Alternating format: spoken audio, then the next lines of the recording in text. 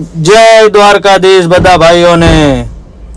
હાલો ભાઈ, આજે કઈ સવારનું આવ્યું નહોતું, અત્યારે સૂરજનો ફેરો આવ્યો છે તો નીકળ્યા છીએ।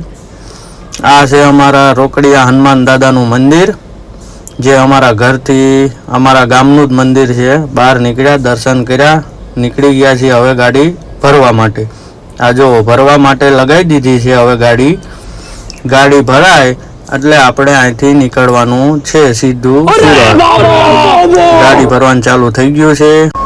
આ જો ગાડી ભરાઈ ગઈ, હવે સીધો આપણા બાજ, આપણી ગાડીનું નામ છે બાજ। હવે હાઈવે ચડી ગયા છીએ, નીકળી ગયા છીએ। હવે તમને તો ખબર જ હશે, હાઈવે ચડો એટલે ટ્રાફિક તો હોય જ તે સુરત જવામાં।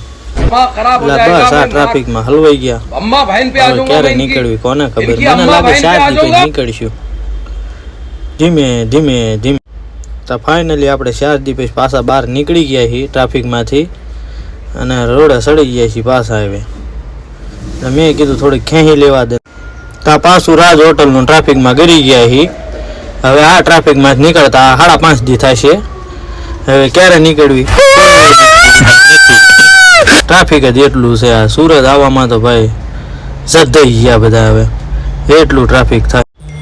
હવે તમને એમ લાગશે ટ્રાફિકમાં બહાર નીકળી ગયા, ના હજી આ ટ્રાફિકમાં જ છીએ।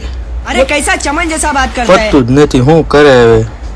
અને આ નાની ડબલ્યુ વાળા તો જો જ્યાં અહીંયા ગીરી જાય, માંડ નીકળ્યા ને જાંગિયા બજાર પહોંચ્યા। અમે તો ભાઈ જાંગિયા બજાર જ અલગ દેખાય ભાઈ, કે આમ તો જો જાંગિયા બજાર।